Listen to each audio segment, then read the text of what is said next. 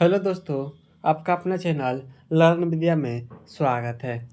चलिए देखते हैं बिहार बोर्ड के कुछ महत्वपूर्ण सब्जेक्ट का ऑब्जेक्टिव क्वेश्चन। देखिए यहाँ पे हम अर्थशास्त्र का कुछ ऑब्जेक्टिव क्वेश्चन बताएंगे। एक ही वीडियो में पूरा अर्थशास्त्र का होगा ऑब्जेक्टिव क्वेश्चन होगा। ठीक है दोस्तों, पूरा ऑब्जेक्टिव क्वेश्चन जितना बुक में दिया है उतना एकदम लाइन टू लाइन मिलाते चलिएगा। आप लोग भी देखते रहिएगा बुक से भी। एक नंबर है, आज़ादी से पहले लगभग कितने वर्षों तक भारत अंग्रेजों का गुलाम था? आज़ादी से पहले लगभग कितने वर्षों तक भारत अंग्रेजों का गुलाम था? कितना वर्षों तक दोस्तों? 200 वर्षों तक। 200 वर्षों तक क्या था? अंग्रेजों 200 वर्षों तक भारत का था, अंग्रेज के गुलाम में था। अगला है दोस्तों, सोने की चिड़िया किसको कहा जाता है? तो सोने की चिड़िया भारत को कहा जाता है।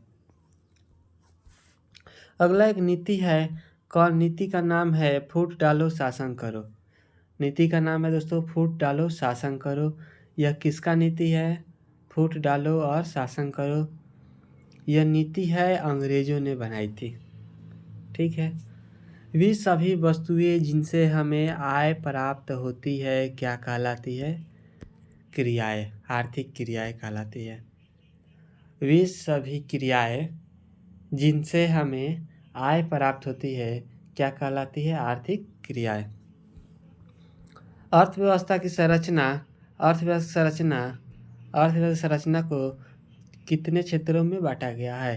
तो अर्थव्यवस्था की संरचना को 3 क्षेत्रों में बांटा गया है। कौन कौन? प्रारंभिक क्षेत्र, द्वितीयक क्षेत्र, तृतीयक क्षेत्र। प्राथमिक क्षेत्र को कृषि क्षेत्र, द्वितीय क्षेत्र को उद्योग क्षेत्र, तृतीय क्षेत्र को सेवा क्षेत्र। देखिए यहाँ पे बहुत अच्छा लिखा गया। यहाँ पे प्राथमिक क्षेत्र को क्या कहा जाता है? कृषि क्षेत्र। द्वितीय क्षेत्र को क्या कहा जाता है? उद्योग क्षेत्र। अगला है तृतीय क्षेत्र को क्या कहा जाता है? सेवा क्षेत्र। अर्थव्यवस्था कितने प्रकार के होते हैं? पूंजीवादी अर्थव्यवस्था, समाजवादी अर्थव्यवस्था, मिश्रित अर्थव्यवस्था। भारत की आर्थिक व्यवस्था कैसी है? मिश्रित अर्थव्यवस्था है। कैसी है? मिश्रित अर्थव्यवस्था है। भारत में योजना आयोग का गठन कब किया गया था? भारत में योजना आयोग का गठन कौन किया जाता है? और योजना आयोग के प्रधान अध्यक्ष कौन होते हैं? प्रधानमंत्री होते हैं। 15 मार्च 1905 को क्या किया गया था? योजना आयोग को क्या किया गया था? गठन किया जाता है। कब? 15 मार्च 1950 को क्या किया गया था? योजना आयोग का गठन किया गया था। योजना आयोग के प्रधान अध्यक्ष कौन होते हैं? योजना आयोग के प्रधान अध्यक्ष कौन होते हैं? प्रधानमंत्री होते हैं। योजना आयोग के प्रथम अध्यक्ष पंडित जवाहरलाल नेहरू थे। योजना आयोग के प्रथम अध्यक्ष कौन थे? पंडित जवाहरलाल नेहरू। नीति आयोग का गठन कब किया गया था? 2015 ईस्वी में। नीति आयोग का गठन कब किया गया था? 2015 में। कब? योजना आयोग के नाम को ही क्या बोला जाता है? नाम बदलकर नीति आयोग कर दिया गया।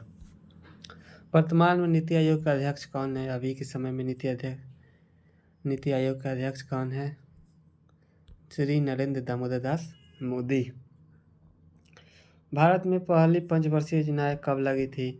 1951 से 1956। दूसरी पहली 1951 से 56 पहली प्रथम पंचवर्षीय योजना। दूसरी कब लगी थी? दूसरी 1956 से 61, 1961 से 66। इस तरह याद रखेंगे। भारत में आर्थिक विकास का श्रेय किसको दिया जाता है? नियोजन को। किसको दिया जाता है दोस्तों? नियोजन को। योजना आयोग के सदस्यों की संख्या कितनी होती है? योजना आयोग के सदस्यों की संख्या 8 होती है। योजना आयोग के सदस्यों की संख्या 8 होती है। याद रखेंगे योजना आयोग के सदस्यों की संख्या कितनी दोस्तों? 8 होता है। राष्ट्रीय विकास परिषद का गठन कब हुआ था?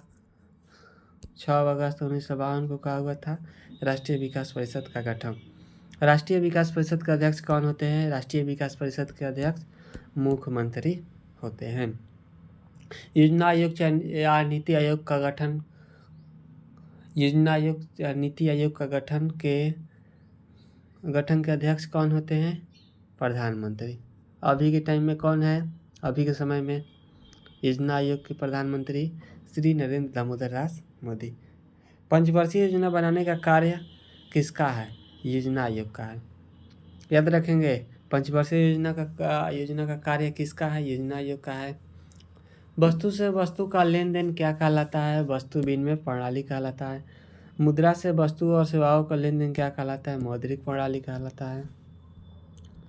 एटीएम का पूरा नाम क्या होगा दोस्तों? ऑटोमेटिक टेलर मशीन, स्वचालित टेलर मशीन। किस देश में एक वर्ष की अवधि में उत्पादित सभी वस्तु एवं सेवाओं के मौद्रिक मूल्य के योग को क्या कहते हैं? राष्ट्रीय आय कहते हैं। क्या कहते हैं? राष्ट्रीय आय कहते हैं। राष्ट्रीय आय में देश की कुल जनसंख्या से भाग देने पर जो भागफल आता है उसी को हम प्रति व्यक्ति आय कहते हैं। उसी को क्या कहेंगे हम? प्रति व्यक्ति आय। प्रति व्यक्ति आय बराबर क्या होता है? प्रति व्यक्ति आय बराबर होता है राष्ट्रीय आय बटा कुल जनसंख्या। राष्ट्रीय आय बटा कुल जनसंख्या, इसी को प्रति व्यक्ति आय कहते हैं। प्रति व्यक्ति आय किसे कहते हैं? राष्ट्रीय आय में देश की कुल जनसंख्या से भाग देने पर जो भागफल आता है उसे प्रति व्यक्ति आय कहते हैं। मानव विकास सूचकांक किसके निर्देशन में तैयार की गई पहली रिपोर्ट थी? महबूब उल हक को। किसकी? महबूब उल हक के। एचडीआर का पूरा नाम ह्यूमन डेवलपमेंट रिपोर्ट यानी मानव विकास रिपोर्ट। एचटीआई मानव विकास सूचकांक होता है। एचटीआई ह्यूमन डेवलपमेंट इंडिया मानव विकास सूचकांक। मानव विकास रिपोर्ट कब जारी किया गया? 23 अप्रैल 2002 को मानव विकास रिपोर्ट जारी किया गया। मानव विकास रिपोर्ट को किसने जारी किया था? मानव विकास रिपोर्ट को किसने जारी किया था? बता दे। मानव विकास रिपोर्ट को तत्कालीन प्रधानमंत्री अटल बिहारी वाजपेयी ने जारी किया था। मानव विकास रिपोर्ट कहाँ जारी किया गया था? नई दिल्ली में। याद रखेंगे दोस्तों। अगला है दोस्तों, पिछड़े राज्य का पूरा नाम। बीमारू होता है दोस्तों, बीमारू है BIMA बीमारू। तो बी से बिहार, एम से मध्य प्रदेश, BI से क्या होगा? बिहार होगा, एम से मध्य प्रदेश, ए से असम होगा, आर से राजस्थान होगा, यू से उड़ीसा होगा। सबसे पिछड़ा राज्य किसे कहा जाता है? किसको? बिहार को कहा जाता है। HPI का पूरा नाम मानव निर्धनता सूचकांक यानी ह्यूमन पॉवर्टी इंडेक्स। बिहार के पिछड़ेपन के कारण लिखे। बिहार के पिछड़ेपन क्या होगा? बहुत तेजी से बढ़ती हुई जनसंख्या एगो हो गया, आधारिक संरचना का अभाव, कृषि पर निर्भरता, बाढ़ तथा सूखा से क्षति। जब क्षति होगा, बाढ़ तथा सूखा से क्षति, औद्योगिक पिछड़ेपन, गरीबी, खराब विधि व्यवस्था, कुशल प्रशासन का अभाव। बिहार के पिछड़ेपन दूर करने का उपाय क्या होगा? जनसंख्या पर नियंत्रण करेंगे, कृषि का तेजी से हम क्या करेंगे? विकास करेंगे, बाढ़ पर क्या करेंगे? नियंत्रण करेंगे, आधुनिक संरचना का क्या करेंगे? विकास करेंगे, उद्योगों का क्या करेंगे? विकास करेंगे, गरीबी दूर करेंगे, हम शांति व्यवस्था की क्या करेंगे? स्थापना करेंगे। मानी पिछड़ेपन को हम कैसे दूर कर सकते हैं? उसका उपाय है क्या करेंगे? 1 नंबर बोलिएगा लो, जनसंख्या पर नियंत्रण करेंगे। क्या करेंगे? जनसंख्या पर नियंत्रण। 2 नंबर है कृषि का तेजी से विकास। कृषि का क्या होगा? तेजी से विकास होगा। 3 नंबर होगा बाढ़ पर नियंत्रण। बाढ़ पर नियंत्रण करेंगे, आधारिक संरचना का विकास करेंगे, हम उद्योगों का विकास, गरीबी दूर करेंगे, शांति व्यवस्था की क्या करेंगे? स्थापना करेंगे। अगला देखते हैं हम, CSO का पूरा नाम क्या है? केंद्रीय सांख्यिकी संगठन, सेंट्रल सैटिस्फाइड ऑर्गेनाइजेशन। क्या होगा? Central satisfied organisation. किसने कहा था बिहार के विकास के बिना भारत का विकास संभव नहीं है? बिहार के विकास के बिना भारत का विकास संभव नहीं है। किसने कहा था? डॉक्टर APJ अब्दुल कलाम जी ने कहे थे कि बिहार के विकास के बिना भारत का विकास का है संभव नहीं है। बिहार से झारखंड कब अलग हुआ, आप लोग को मालूम होगा, 15 नवंबर 2000 को कहा हुआ अलग हुआ। कोसी नदी पर भयंकर बाढ़ कब आया था? कोसी नदी पर भयंकर बाढ़ कब आया था? 2008 में आया था। कब? 2008 में। बिहार का शोक किसे कहा जाता है? बिहार का शोक किसे कहा जाता है? कोसी नदी को क्या कहा जाता है? बिहार का शोक, कोसी नदी। गरीबी कैंसर रोग की तरह है, किसने कहा था? कुजनेट ने कहा था। गरीबी का है कैंसर रोग की तरह है, कुजनेट ने कहा। विश्व का सबसे बड़ा रोजगार योजना किसको माना जाता है? विश्व का सबसे बड़ा रोजगार योजना किसको माना जाता है दोस्तों? नरेगा को। नरेगा का पूरा नाम राष्ट्रीय ग्रामीण रोजगार गारंटी अधिनियम, राष्ट्रीय ग्रामीण रोजगार गारंटी अधिनियम, क्योंकि यह निश्चित समय में होता है नरेगा। जिस देश की राष्ट्रीय आय अधिक होती है वह क्या कहलाता है? विकसित कहलाता है। ठीक है। किसने कहा था गरीबी ही गरीबी को क्या करती है? जन्म देती है। गरीबी गरीबी को ही जन्म देती है, रैगनर्स ने कहा था। बार बार पूछेगा एग्जाम में ये वाला क्वेश्चन, आप लोग इसको याद कीजिएगा। लो इसको। गरीबी के कुचक्र की धारणा किसने बतलाया? गरीबी के कुचक्र की धारणा किसने बनाया? गरीबी ही गरीबी को क्या करती है? जन्म देती है। किसने कहा था? रैगनर्स ने। ठीक है। सन 2008-9 के अनुसार भारत की औसत प्रति व्यक्ति आय कितना है? 25,494। कितना है दोस्तों? 25,494। भारत में वित्तीय वर्ष कहा जाता है, भारत में वित्तीय वर्ष 1 अप्रैल से 31 मार्च तक का कहा जाता है वित्तीय वर्ष। भारत में वित्तीय वर्ष कहा जाता है 1 अप्रैल से 31 मार्च तक। कितना दोस्तों? 1 अप्रैल से 31 मार्च तक। भारत में किस राज्य की प्रति व्यक्ति आय सर्वाधिक है? भारत में किस राज्य की प्रति व्यक्ति आय सर्वाधिक है? गोवा की। बिहार के किस जिले की प्रति व्यक्ति की आय सर्वाधिक है? बिहार में कौन जिला है? पटना जिला है। बिहार के किस जिले का प्रति व्यक्ति आय न्यूनतम है? शिवहर जिला का कहा है? न्यूनतम है। सर्वाधिक प्रति व्यक्ति आय वाला केंद्र शासित प्रदेश कौन है? चंडीगढ़ है। कौन है? चंडीगढ़। केंद्र शासित प्रदेश में कौन? चंडीगढ़। आर्थिक मंदी कब आई थी? आर्थिक मंदी कब? 1929 से 33 तक। राष्ट्रीय आय की धारणा कितनी है?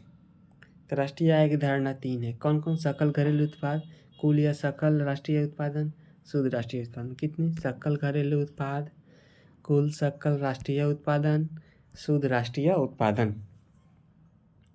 सर्वप्रथम मुद्रा का विकास किस देश में हुआ था? सर्वप्रथम मुद्रा का विकास किस देश में हुआ था? इतिहास में पढ़ना है, चीन में। कुल उत्पादन एवं उत्पादन में किए गए खर्च के अंतर को क्या कहा जाता है? शुद्ध राष्ट्रीय आय कहा जाता है। कुल उत्पादन एवं उत्पादन में किए गए खर्च के अंतर को क्या कहा जाता है? शुद्ध राष्ट्रीय आय। राष्ट्रीय आय समतुल्य होता है किसके? उपभोग व्यय और विनिमय के योग के। उपभोग व्यय और विनियोग के योग के। सर्वप्रथम राष्ट्रीय आय का अनुमान किसने लगाया? दादा भाई नौरोजी ने। सर्वप्रथम राष्ट्रीय आय का अनुमान किसने लगाया था? दादा भाई नौरोजी ने। दादा भाई नौरोजी ने राष्ट्रीय आय का अनुमान कब लगाया था दोस्तों? 1868 में, लेकिन किताब में क्या दिया गया? गलती दिया गया, 1968। सर्वप्रथम अनुमानित भारत की प्रति व्यक्ति आय कितनी थी? सर्वप्रथम अनुमानित भारत की प्रति व्यक्ति आय कितनी थी? 20 रुपये थी। विकसित राज्यों में क्या ऊंचा होता है? विकसित राज्यों में उन लोग का क्या होगा? प्रति व्यक्ति जो आय होगा वो क्या होगा? ऊंचा होता है। ठीक है। भारत एक कैसा राष्ट्र है? विकासशील राष्ट्र है। भारत में राष्ट्रीय आय की गणना के लिए सर्वमान्य संस्था कौन सी है? CSO, केंद्रीय सांख्यिकी संगठन। Central satisfied organisation. वर्ष 2007 में भारत का प्रति व्यक्ति आय कितना था? वर्ष 2007 में भारत की प्रति व्यक्ति आय कितना था? $950। जीडीपी का पूरा नाम क्या है? Gross domestic product. जीएनपी का पूरा नाम gross national product. Gross national product. NNP का नेट नेशनल प्रोडक्ट, शुद्ध राष्ट्रीय उत्पादन। पीसीआई का पूरा नाम पर कैपिटा इनकम का है। पीसीआई का पूरा नाम एनएनपी का शुद्ध राष्ट्रीय उत्पादन होता है, उसका पूरा नाम नेट नेशनल प्रोडक्ट। पीसीआई का नाम पर कैपिटा इनकम यानी प्रति व्यक्ति आय। सीएसओ का पूरा नाम दोस्तों सेंट्रल सैटिस्फाइड ऑर्गेनाइजेशन। एनआई का पूरा नाम नेशनल इनकम यानी नेशनल इनकम यानी राष्ट्रीय आय। एनएसएसओ का पूरा नाम क्या है? National sample survey organisation. National sample survey organisation राष्ट्रीय प्रतिदर सर्वेक्षण संगठन। आधुनिक युग की प्रगति का श्रेय किसको है? आधुनिक युग की प्रगति का श्रेय किसको है? मुद्रा की। किसने कहा था? मार्शल ने कहा था। मार्शल ने कहा था कि आधुनिक युग की प्रगति का श्रेय मुद्रा को है। यदि मुद्रा हमारी अर्थव्यवस्था का हृदय नहीं तो रक्त प्रवाह अवश्य है। किसने कहा था? ट्रेस्कॉट ने कहा था। विनिमय के कितने स्वरूप होते हैं? विनिमय के 2 स्वरूप होते हैं। कौन कौन? वस्तु विनिमय प्रणाली, मौद्रिक विनिमय प्रणाली। मनुष्य की सबसे बड़ी उपलब्धि क्या है? मनुष्य की सबसे बड़ी उपलब्धि क्या है? मुद्रा का आविष्कार। अब देखते हैं विश्व की मुद्राएं क्या क्या है। विश्व की मुद्राएं में 1 नंबर कौन है? थोड़ा जूम कर लेने ही दोस्तों।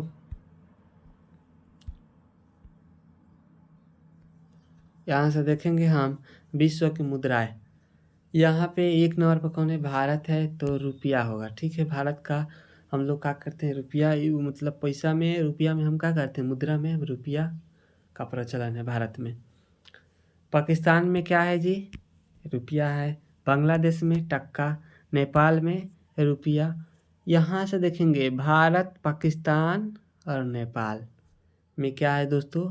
रुपया चलता है।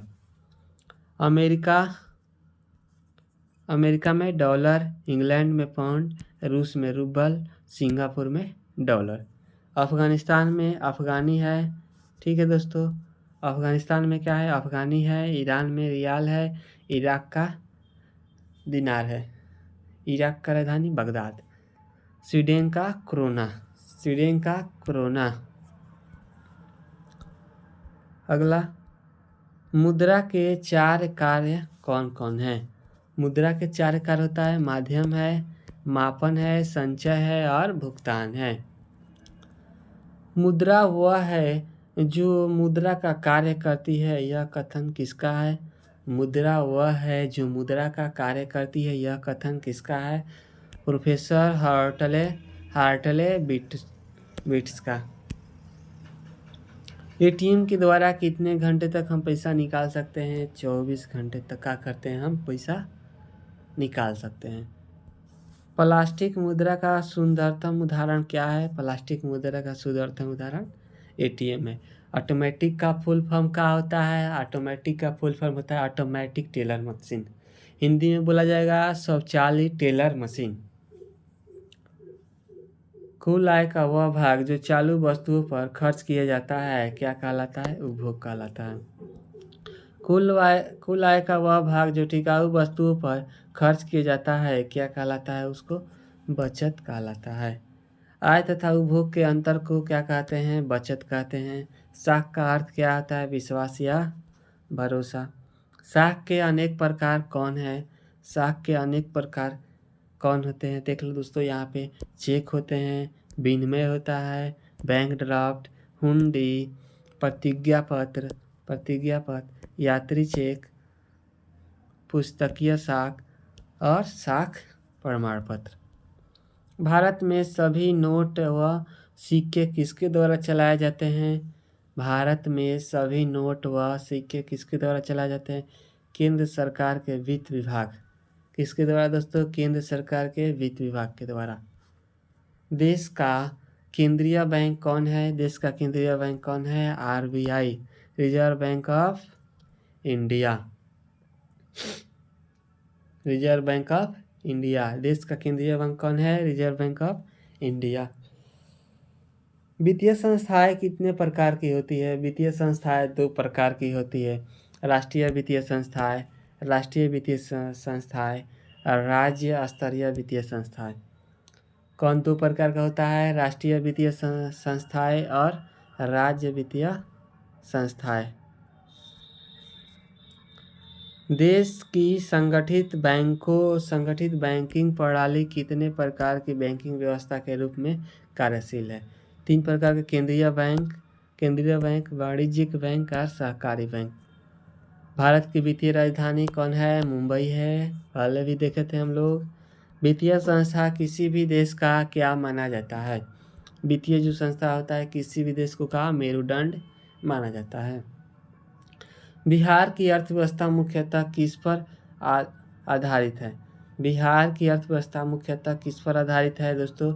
कृषि पर आधारित है। राज्य में मुख्यतः कितने प्रकार की वित्तीय संस्थाएं? 2 प्रकार, गैर संस्थागत और संस्थागत। गैर संस्थागत में कौन आ जाएंगे? सेठ, साहूकार, ये सब आ जाएंगे लोग, जितने बड़े बड़े रिश्तेदार सब आ जाएंगे। संस्थागत में मतलब उससे कम, जैसे गरीब लोग। और संस्थागत में जैसे सरकारी जो भी काम है वो सब आ जाएगा इसमें। गैर संस्थागत में क्या आ जाएगा? महाजन, देख लीजिए यहाँ पे सेठ, साहूकार, व्यापारी, रिश्तेदार एवं अन्य। संस्थागत में कौन कौन से लोग आते हैं? जितने सरकारी देखो बैंक इसमें है सब, क्षेत्रीय ग्रामीण बैंक, सहकारी बैंक, भूमि विकास बैंक, व्यावसायिक बैंक, नाबार्ड एवं अन्य। भारत में कितने राष्ट्रीयकृत बैंक है? भारत में दोस्तों बता दें कितने राष्ट्रीयकृत बैंक है? 19 को का है राष्ट्रीयकृत बैंक है। राज्य में कार्यरत केंद्रीय सहकारी बैंक कितने हैं? राज्य में कार्यरत केंद्रीय सहकारी बैंक कितना है? 25 को है। गैर संस्थागत वित्त प्रदान करने वाला सबसे लोकप्रिय साधन कौन है? गैर संस्थागत वित्त प्रदान करने वाला सबसे लोकप्रिय साधन कौन है दोस्तों? महाजन है। दीर्घकालीन ऋण प्रदान करने वाली संस्था कौन सी है? भूमि विकास बैंक। दीर्घकालीन ऋण प्रदान करने वाली संस्था कौन सी है? यानी लोन देने वाली सबसे अधिक मैंने बहुत जल्दी लोन कौन दे देगा बैंक वाला? वो कौन है? भूमि विकास बैंक। सहकारिता प्रांतीय सरकारों की हस्तांतरित विषय कब बनी? हस्तांतरित विषय दोस्तों कब बनी? 1919 में बना। व्यावसायिक बैंक की स्थापना कब हुई? 1968 में। व्यावसायिक बैंक का राष्ट्रीयकरण 1 साल बाद, जब व्यावसायिक बैंक का स्थापना 1968 में हुआ, उसके 1 साल बाद का हो गया व्यावसायिक बैंक का हो गया राष्ट्रीयकरण हो गया। कब? 1968 में स्थापना हुआ। और दोस्तों राष्ट्रीयकरण कब हुआ? 1969 में। क्षेत्रीय ग्रामीण बैंक की स्थापना कब किया गया? क्षेत्रीय ग्रामीण बैंक की स्थापना कब किया गया? 1975 में किया गया। देश में कार्यरत क्षेत्रीय ग्रामीण बैंकों की संख्या कितना है दोस्तों? 196 है। 10वीं पंचवर्षीय योजना के अनुसार बिहार में प्राथमिक सहकारी कृषि साख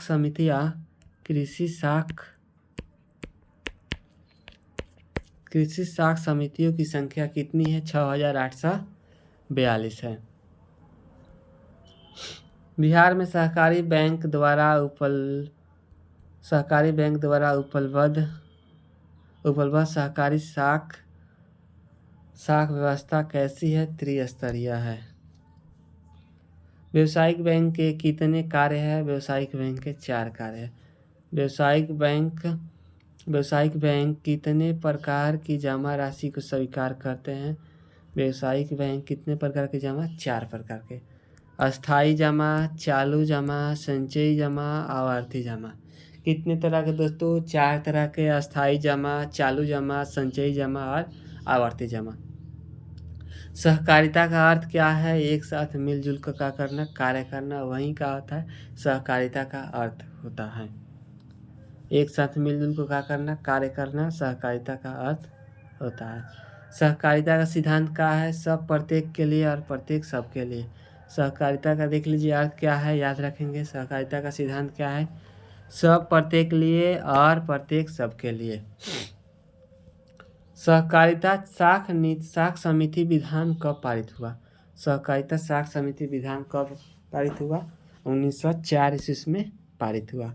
आरबीआई की स्थापना कब हुआ दोस्तों? 1935 में हुआ आरबीआई की स्थापना। सहकारिता आंदोलन का प्रारंभ कब हुआ? सहकारिता आंदोलन का प्रारंभ 1904 में हुआ। बांग्लादेश के नोबेल पुरस्कार से सम्मानित व्यक्ति कौन है? बांग्लादेश के नोबेल पुरस्कार से सम्मानित कौन है? प्रो मोहम्मद यूनुस। प्रो मोहम्मद। चलिए दोस्तों अगला क्वेश्चन देखते हैं हम। स्वयं सहायता समूह में कितने लोगों का एक समूह होता है? दोस्तों स्वयं सहायता समूह में 15 से 20 लोगों का होता है, एक समूह होता है। भारत में सेवा क्षेत्र के कितने भाग हैं? भारत में सेवा क्षेत्र के 2 भाग है। कौन कौन? सरकारी सेवा और गैर सरकारी सेवा। एक गवर्नमेंट हो गया और एक का हो गया प्राइवेट हो गया। सरकारी सेवा क्षेत्र के अंतर्गत आते हैं कौन कौन? सरकारी सेवा क्षेत्र के अंतर्गत आएंगे सैन्य सेवा, रेल सेवा, वायुयान सेवा, वित्त सेवा, बैंकिंग सेवा इत्यादि। कौन कौन आते हैं? सैन्य सेवा, रेल सेवा, वायुयान सेवा, वित्त सेवा, बैंकिंग सेवा इत्यादि। गैर सरकारी सेवा के अंतर्गत आते हैं। गैर सरकारी सेवा के अंतर्गत क्या आएगा दोस्तों? दूरसंचार सेवा, यातायात सेवा, स्वास्थ्य सेवा, स्वरोजगार सेवा और गैर सरकारी सेवा। बिहार झारखंड के विभाजन के पश्चात कौन सा उद्योग बिहार में रह गया? बिहार झारखंड के विभाजन के पश्चात 15 नवंबर 2000 को क्या हुआ था? 2021 को बिहार से झारखंड का हुआ था, अलग हुआ था। बिहार झारखंड के विभाजन के पश्चात कौन सा उद्योग बिहार में रह गया? चीनी उद्योग। मानव पूंजी के प्रमुख घटक कितने हैं दोस्तों? मानव पूंजी के प्रमुख घटक दोस्तों 5 है। मानव पूंजी के प्रमुख घटक कौन कौन से हैं? 5 गो जो होता है, 5 होता है, वो कौन कौन होता है? मानव पूंजी के प्रमुख घटक कौन कौन? भोजन होगा, आवास होगा, शिक्षा होगा, वस्त्र होगा, स्वास्थ्य होगा। रोजगार एवं सेवा एक दूसरे के है। क्या है? रोजगार एवं सेवा एक दूसरे के क्या होते हैं? पूरक होते हैं। रोजगार एवं सेवा एक दूसरे को पूरक होते हैं। मानव की न्यूनतम आवश्यकता क्या है? मानव की न्यूनतम आवश्यकता रोटी, कपड़ा और मकान है। मानव की न्यूनतम आवश्यकता क्या है? रोटी, कपड़ा और मकान है। विश्व की सबसे बड़ी योजना किसे मानी जाती है? दोस्तों विश्व की सबसे बड़ी योजना नरेगा को क्या किया जाता है? माना जाता है। विश्व की सबसे बड़ी योजना किसे मानी जाती है? नरेगा को माना जाता है। नरेगा किनके लिए बनाई गई है? नरेगा किनके लिए बनाई गई है दोस्तों? नरेगा बनाई गई है ग्रामीण इलाकों के लिए, जो गरीब मजदूर लोग हैं उनके लिए क्या बनाया गया है? नरेगा बनाया गया है। विश्व का अग्रणी युवा देश कौन सा है? विश्व का अग्रणी युवा देश भारत है। विश्व का अग्रणी युवा देश कौन है दोस्तों? भारत है। काम के बदले अनाज योजना का प्रारंभ कब हुआ? काम के बदले अनाज योजना का प्रारंभ कब हुआ? 14 नवंबर 2004 को क्या हुआ? काम के बदले अनाज दिया जाता था। राष्ट्रीय ग्रामीण रोजगार कार्यक्रम कब प्रारंभ हुआ? राष्ट्रीय ग्रामीण रोजगार कार्यक्रम कब प्रारंभ हुआ? 1980 में। जवाहर रोजगार योजना कब आरंभ हुआ? 1989 में। बाह्य स्रोती के महत्वपूर्ण मानक क्षेत्र कौन है? बाह्य स्रोती के महत्वपूर्ण मानक क्षेत्र कौन सा है? भारत है। ठीक है दोस्तों। प्लास्टर ऑफ पेरिस किसे बनाया जाता है? प्लास्टर ऑफ पेरिस किसे बनाया जाता है दोस्तों? प्लास्टर ऑफ पेरिस जिप्सम से बनाया जाता है। कौन सी मिट्टी कपास के लिए सर्वोत्तम होती है? कौन सी मिट्टी? काली मिट्टी का होती है, सर्वोत्तम होती है। चलिए दोस्तों यहाँ तक आप लोगों का हो गया। कंप्लीट हो गया अर्थव्यवस्था का। ठीक है दोस्तों, इसी में अब क्या हो गया, इसमें केमिस्ट्री मिस्ट्री सब आ गया इसमें, भूगोल वोगोल। ठीक है, भूगोल आ गया इसमें। इतना आप लोग याद कीजिएगा। इसका अगर पीडीएफ चाहिए आप लोग को तो कमेंट में आप लोग बोलिएगा लोग। इसका अगर पीडीएफ चाहिए तो इसमें देख लीजिए कितना है, बहुत अच्छा लिखा हुआ है, देख लीजिए। सब इतिहास भी है इसमें। चलिए ठीक है दोस्तों, थैंक यू दोस्तों।